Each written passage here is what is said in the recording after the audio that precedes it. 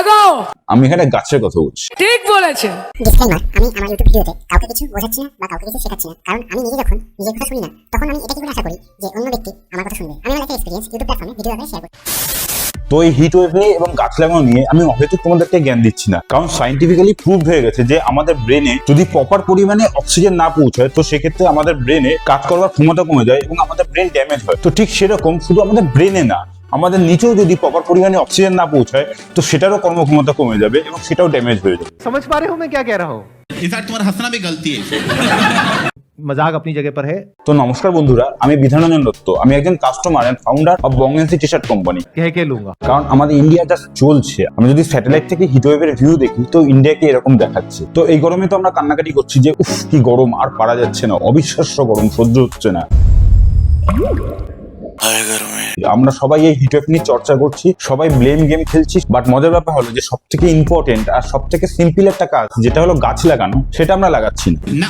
এবং নিজেদের জ্ঞান বহিঃপ্রকাশ করবার জন্য আমরা প্রচুর রকম এক্সকিউজ খাড়া করছি যে কলকারখানা থেকে পলিউশন হচ্ছে, গাড়ির ধোঁয়া থেকে এত পলিউশন হচ্ছে, চাষির যে ওয়েস্টেজ পদার্থগুলো রয়েছে সেগুলোকে জ্বালিয়ে পলিউশন ক্রিয়েট করছে। কিন্তু আমরা একটা জিনিস কোনো সময় বলছি না, একটা জিনিস অ্যাভয়েড করে যাচ্ছি যে আমরা যখন একটা সিগারেটের একটা পাপ নিচ্ছি তখন 800 ডিগ্রি সেন্টিগ্রেড হিট জেনারেট হচ্ছে এবং এর সাথে সাথে কার্বন ডাইঅক্সাইড এবং মারাত্মক দূষিত গ্যাস যেগুলো এয়ারে মিশছে, যার ফলে গ্রিন হাউস গ্যাস তৈরি হচ্ছে এবং হিট জেনারেট হচ্ছে। কারণ কার্বন বাড়বে মানে হিট জেনারেট হবে, খুব সিম্পল হিসাব। তো সেটা আমরা কেউ বলছি না, কারণ সেটা আমাদের স্বাস্থ্যের সঙ্গে জড়িয়েছে না। छोटी छोटी बातें पकड़ने लग गया छोटू। কারণ গাছ লাগানোর ফলে যেটা হবে যে গাছের পাতা পড়বে, তো আমাদের এরিয়াটা নোংরা হবে, পাখির বাসা হবে, পাখিরা পটি করবে, আমাদের এরিয়া নোংরা করবে, পোকামাকড়ের বাসা হবে। এছাড়া পাশের বাড়ি অবজেকশন করবে, পেছন বাড়ি থেকে গাছ কাটার জন্য বিভিন্ন রকম কমপ্লেন হবে। তো এত ঝামেলা কে নেবে? তো এর থেকে সব থেকে বেটার অপশন হলো যে ব্লেম করে দাও, সরকারকে ব্লেম করো এবং অন্যের ঘাড়ে দায়িত্ব ঠেলে দাও। দেখো বোঝো অবস্থা। আমি তোমাদের সাথে একটা মজার ঘটনা শেয়ার করি, সেটা হলো যে আমি আমার বাড়ির পেছন দিকে টোটাল 25টা গাছ লাগিয়েছি। আমাদের এখানে যখন গরমটা পড়া শুরু হয় এবং গরমটা যখন বাড়া শুরু হয় তো আমি অস্থির হয়ে গিয়ে যখন নিতে পারি না, তো আমি কি করি, আমার বাড়িতে টোটাল 25টা গাছ লাগানোর প্ল্যান করি। তো তার জন্য মালি এবং গাছ কিনে আনি। তো মালি এসে যখন মাটি ফাটি ঘুরে গাছ লাগানো শুরু করে তো আমাদের পেছনের যে বাড়িটা আছে সেই বাড়িটা অবজেকশন করা শুরু করে। এবং আমাদের পেছনের ওই লোকটার বক্তব্য এরকমই ছিল যে সে পারলে আমাকে কোর্টে টেনে নিয়ে যেত যে গাছ লাগানোর জন্য, এবং গাছ লাগানো থেকে আটকানোর জন্য আমাকে থানা ফাঁড়ি পর্যন্ত টেনে নিয়ে যায়। বাট মজার ব্যাপার হলো যেহেতু আমি পুলিশ, তো থানা ফাঁড়ির ভয় দেখে আমার কোটা লাভ হয়নি। मैं तो तुम्हारे पर एक एहसान कर रहा हूँ, ऐसा समझ लो। जाओ। তো আমাকে থানা ফাঁড়ির ভয় দেখিয়ে যখন কোনো লাভ হয় না তখন তারা কি করে, এখানকার যে লোকাল পার্টি আছে সেই লোকাল পার্টিকে ফোন করে অবজেকশন ক্রিয়েট করে যে আমরা গাছ লাগানোর জন্য তাদের প্রবলেম হচ্ছে। তো রীতিমতো দুয়ারে সরকার আমার দুয়ারে এসে হাজির হয়ে যায় এবং আমাকে গাছ না লাগানোর জন্য বাই প্রেশার ফোর্স করা হয়। এই বসুন তো, বসুন, আপনারা সব জায়গায় গিয়ে এরকম করেন, বসুন। তো আমি তাদেরকে বুঝিয়ে সুঝিয়ে একটা মিউচুয়াল আন্ডারস্ট্যান্ডিং এর মাধ্যমে এসে আমি আমার বাড়িতে টোটাল 25টা গাছ লাগাই। বৃষ্টির জন্য আমাদের পেছনটা খুব নোংরা হয়ে রয়েছে, তার জন্য আমি তোমাদেরকে প্রপার ভালোভাবে দেখাতে পারছি না। বাট তোমরা দেখে বুঝতে পারছো যে এটা একটা অ্যামাজনের জঙ্গল আমি ক্রিয়েট করে ফেলেছি, যাতে আমার বাড়ির অক্সিজেনটুকু জোগাড় হয়ে যায় এবং আমার বাড়ির যে হিটটা আছে সেটা অ্যাটলিস্ট যাতে কমে। তো তাদের মেন অবজেকশন ছিল যে আমাদের বাড়িতে একটা বেল গাছ আছে, তো সেই বেল গাছটা তাদের দোতলার ব্যালকনির সামনে পৌঁছে গেছে এবং যেহেতু ব্যালকনিতে পৌঁছে গেছে তো তাদের নাকি খুব প্রবলেম হচ্ছে, কারণ তাদের পাতা পড়ছে আর গাছ থেকে তাদের খুব পোকামাকড় আসছে। সেটা হলো তাদের অবজেকশন। তো তার জন্য আমাদেরকে বেল গাছটা কাটতে হবে। আর এদিকে মজার ব্যাপার দেখো যে এরা এই বেল গাছ থেকে পাতা ছিঁড়ে প্রতিদিন শিব ঠাকুরকে দেয় এবং ভগবানকে সমর্পণ করে যে ভগবান আমার উন্নতি করো। এবার যে গাছ থেকে পাতা ছিঁড়ে সেটা ভগবানকে দিচ্ছে, সেই গাছটাই এরা কাটতে বলছে। कहाँ से आते हैं? তো এই সমস্ত লোকের জন্য আমাদের ইন্ডিয়ার জিডিপি 3 নম্বরে পৌঁছাক না পৌঁছাক আমরা পলিউশনের দিক থেকে 3 নম্বরে পৌঁছে গেছি এবং হ্যাপি ইন্ডেক্সের ক্ষেত্রে আমরা 126 নম্বরে মানে টপ অফ দ্য বটমে আমরা এক্সিস্ট করছি এবং কোনো একটা দিক থেকে 3 নম্বরে পৌঁছানোর জন্য আমরা নিজেরা সেলিব্রেট করছি। पैसा ही पैसा होगा। তো আমাদের এয়ারে এত পরিমাণ কার্বন যে সেটা ন্যাশনাল এমার্জেন্সি ক্রিয়েট করে দিয়েছে। তো তার ফলে প্রতিদিন আমরা যে পরিমাণ কার্বন ইনহেল করছি, প্রতিদিন আমরা আমাদের ভেতরে জমা করছি বা স্টোর করছি, সেটা কল্পনার বাইরে বা চিন্তা ভাবনার বাইরে। এবার প্রবলেম হলো যে ভগবান না করুক আমাদের যদি কোনোদিন কোষ্ঠকাঠিন্য হয় তো এই কার্বনের উপর প্রেশার পড়বে আর এই কার্বন প্রেশারে আসার ফলে হিরেতে পরিণত হবে এবং আমাদের পটির মাধ্যমে আমাদের পেছন পাটি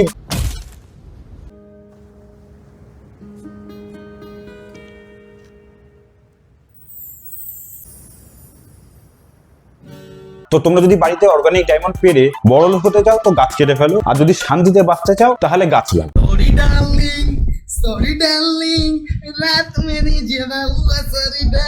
এই হিট ওয়েভের নতুন একটা কারণ আমি অ্যাড করছি, সেটা হলো বড় বড় কাচের কর্পোরেট অফিস, যে কাচের বিল্ডিং গুলোতে সূর্য রিফ্লেক্ট করছে এবং দ্বিতীয় সান প্রডিউস হয়ে যাচ্ছে এবং হিট জেনারেট হয়ে যাচ্ছে। তোমরা এই ভিডিওতে দেখতে পাচ্ছ এখন বিকেল 4টে বাজে, তোমরা দেখো সূর্য এখানে এবং এর সাথে সাথে এই কাচের বিল্ডিং ও একটা সূর্য রয়েছে, যার জন্য দেখো আর একটা ছায়া তৈরি হয়ে যাচ্ছে। তো সেখান থেকে আলো এবং গরম দুটোই আমাদের মধ্যে রিফ্লেক্ট করছে। Nice you are Newton.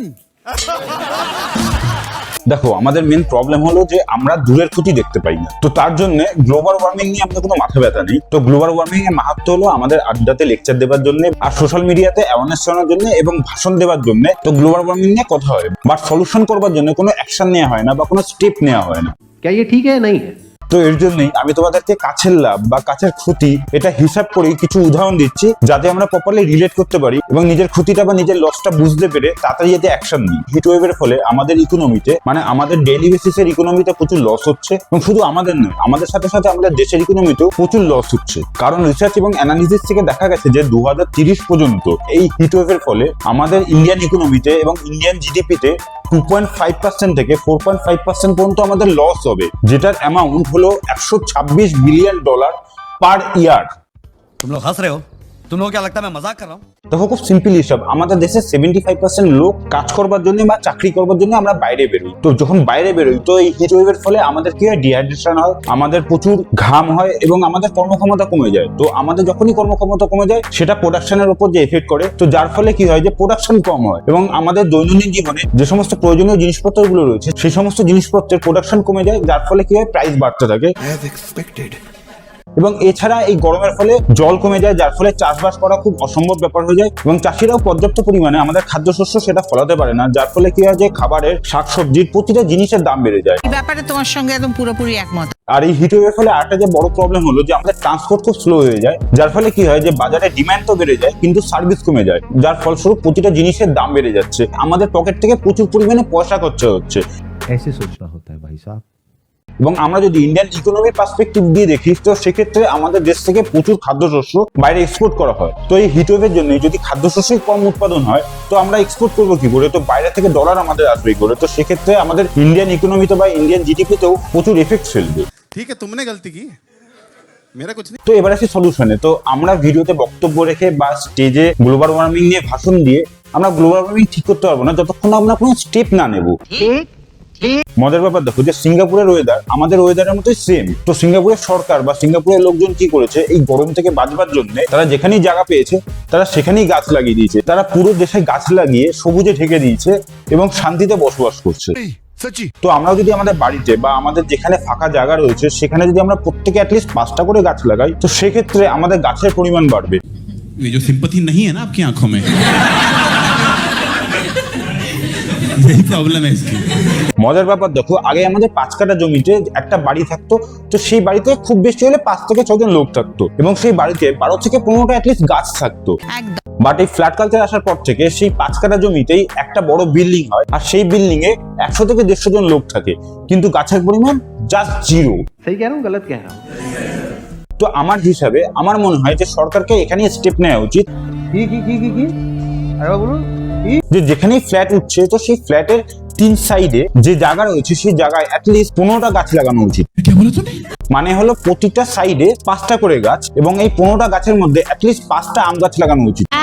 কারণ একটা আম গাছ তার টোটাল লাইফ সার্কেলে 272 টন অক্সিজেন জেনারেট করে এবং 81 টন কার্বন টেনে নেয়। তো এই 81 টন কার্বন হলো এতটা কার্বন যে একটা এসিকে যদি 5000 ঘন্টা ধরে চালানো হয় তো সেই পরিমাণ কার্বন সেই এসিটা জেনারেট করে। इसकी डेप्थ देख पा रहे हो? তো আমার মতে প্রতিটা ফ্ল্যাটে 3 সাইডে 15টা গাছ লাগানো উচিত এবং 15টা গাছের মধ্যে 5টা অ্যাটলিস্ট আম গাছ হওয়া উচিত। चल अपना काम कर वरना তো আমার মনে হয় এই গাছ লাগানোর সিস্টেমটাকে একটা রুল করে দেওয়া উচিত যে যারা তাদের ফ্ল্যাটে গাছ লাগাবে না তাদেরকে এনভায়রনমেন্ট ট্যাক্স দিতে হবে। আমার তার জন্য কোনো আপত্তি নেই। কারণ আমরা পানিশমেন্ট ছাড়া কোনো কাজ করতে রাজি থাকি না। घटिया। আমাদের ইন্ডিয়াতে মজার ব্যাপার দেখো যে সোনাম ওয়াংচুক স্যার লাদাখে বসে এই গ্লোবাল ওয়ার্মিং এবং হিট ওয়েভ নিয়ে সবাইকে এডুকেশন দিচ্ছে, সবাইকে শেখাচ্ছে, বোঝাচ্ছে। তো আমরা তার ভিডিওগুলোকে তার ইনফরমেশন গুলোকে অ্যাড্রেস না করে আমরা তার এগেইনস্টে 144 জারি করে তাকে দমিয়ে দেওয়ার চেষ্টা করছি। বসুন। তো আমি আমার আজকের ভিডিওতে গ্লোবাল ওয়ার্মিং নিয়ে বা হিট ওয়েভ নিয়ে কোনো আলোচনা করছি না বা কোনো জ্ঞান দিচ্ছি না বা বিচিং করছি না। আমি তোমাদেরকে জ্ঞান দেবার আগে আমি নিজের বাড়িতে টোটাল 25টা গাছ লাগিয়েছি। আমি এই গ্লোবাল ওয়ার্মিং এর সলিউশনের স্টেপ নেবার জন্য আমি তোমাদের সকলকে রিকোয়েস্ট করছি যে প্লিজ গাছ লাগান। বন্ধুরা, আমি আমার ভিডিওতে আজ পর্যন্ত কোনদিন শেয়ার করবার জন্য, লাইক করবার জন্য, কমেন্ট করবার জন্য বা সাবস্ক্রাইব করবার জন্য বলিনি বা তোমাদেরকে রিকোয়েস্ট করিনি। আমি আমার আজকের এই ভিডিওতে গ্লোবাল ওয়ার্মিং এর এগেইনস্টে লড়বার জন্য তোমাদেরকে রিকোয়েস্ট করছি যে এই ভিডিওটা তোমরা যত পারো তোমাদের বন্ধু বান্ধব এবং ফ্যামিলির মধ্যে শেয়ার করো, যাতে আমরা প্রত্যেকে অ্যাক্টিভ ভাবে পার্টিসিপেট করতে পারি এই গ্লোবাল ওয়ার্মিং এর এগেইনস্টে লড়বার জন্য এবং গাছ লাগানোর জন্য। सुना आपने कितने महान विचार है? তো তোমরা ভিডিওর এই পোর্শন পর্যন্ত যারা পৌঁছেছো, আমি তোমাদের কাছে আশা করতেই পারি যে তোমরা অবশ্যই একটা গাছ লাগাবেই। তার জন্য ভিডিওর এই পোর্শন পর্যন্ত এসে পৌঁছেছো, এর জন্য আমি তোমাদেরকে খুব রেসপেক্ট করি। So thank you for your kind consideration and sympathetic action also.